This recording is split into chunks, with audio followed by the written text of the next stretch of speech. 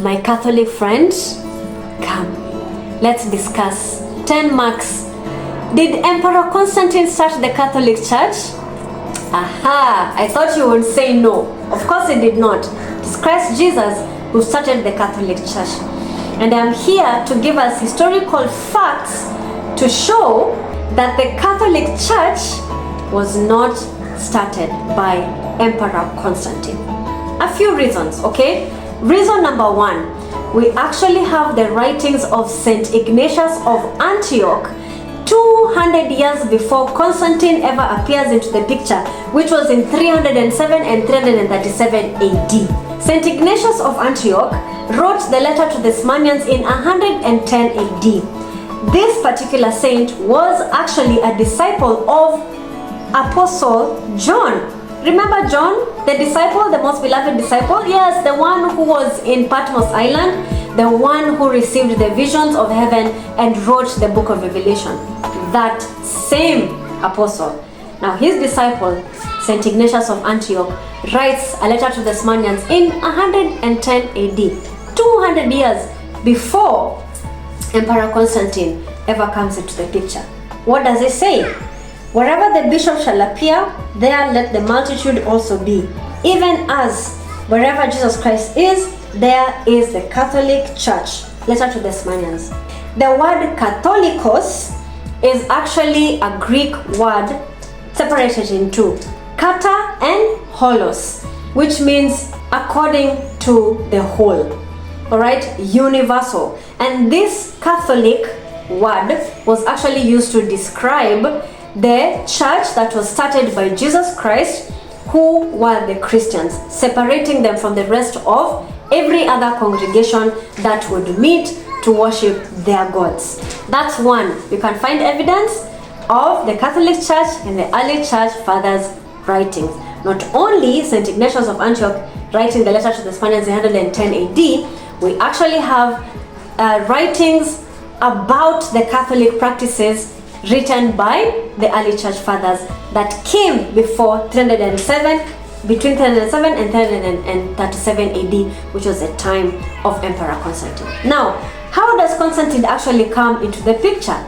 Let's look at evidence number 2. In 312 AD, the Roman Empire is up for grabs. Diocletian divided the empire between two groups and put them under senior and junior emperors. Constantine was among those generals. He had military success under his belt, but was facing a very formidable emperor, and he had no way of ever beating him at all. What battle was this? The Battle of Milvian Bridge. Constantine knew he could not win that battle, so he wanted to seek a higher power. But he looked at the Roman gods and he had no confidence in them. And so what does he do? He actually prays to the unknown God. And when he prays to the unknown God, Constantine actually sees a vision of the cross in the sky, illuminated in the sky, luminous, right, of the cross in the sky. And under the sign written in Greek, in hoc signo vinces, which means in this sign, conquer. The next night, Constantine receives a dream, and in the dream, Christ instructs him to use that sign against his enemies. And that sign, Eusebius describes it as the Chi-Rho, this sign, which is a Greek symbol that is translated into Christ. This actually means Christ. So Constantine puts this in his banners, and all his soldiers wear that sign when facing the battle. And guess what? They actually win this battle. And just like that, Emperor Constantine becomes the first Roman emperor to become a Christian. The emperor who preceded him was Diocletian, and Diocletian killed many Christians. In fact, there are many saint stories who their deaths were under Diocletian's rule. When Constantine issued the Edict of Milan in 313 AD, Edict of Toleration, which said that Christians can now have the freedom to worship however they want. It actually overturned Diocletian's previous edict of intolerance. Since 64 AD, the Christians had suffered so much violence, and now the church had the opportunity to worship God however they needed. And Constantine did not stop there.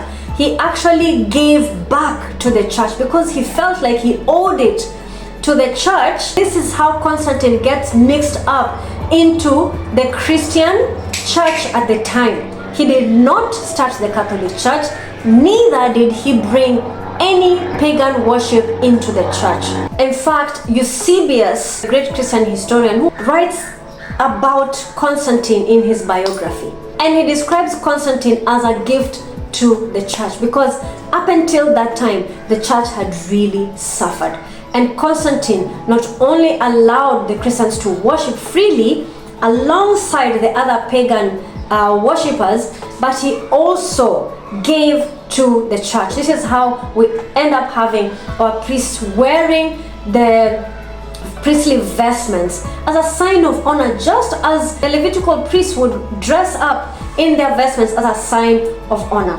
And our priests also have this sign, Chi-Rho, which means Christ. That is from Emperor Constantine. Constantine has also been accused of influencing the Nicene Council, which is also untrue. The Nicene Council met in 325 AD. Yes, Constantine asked that the council should meet, but that was about it. And the reason why he asked for this to happen is because there was actually a heresy that was going on at the time challenging the divinity of Jesus. And this is how the Nicene Creed was birthed. Ladies and gentlemen, Constantine did not start the Catholic Church. Jesus Christ did.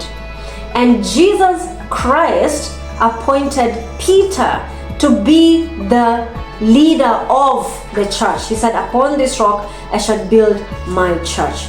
And so we actually find the succession of the papacy from right now our Pope Francis to St. Peter. All of that is historically proven and written down.